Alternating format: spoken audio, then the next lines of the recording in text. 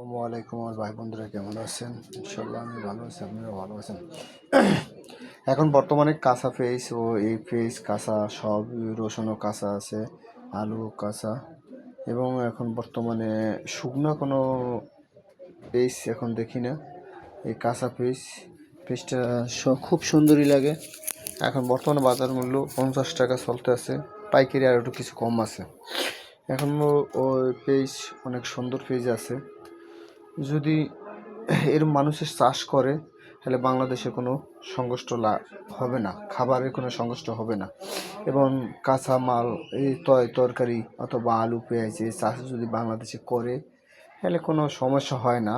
তাহলে বাংলাদেশে অন্য কোনো কান্ট্রি নিয়ে কিছু চাওয়া লাগে না।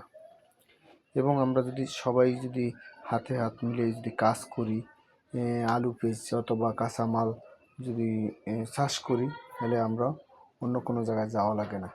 হ্যাঁ দর্শক ভাইরা, সবাই চেষ্টা করেন, ইনশাল্লাহ আমিও দোয়া করি, আমিও চেষ্টা করব। আল্লাহ হাফেজ।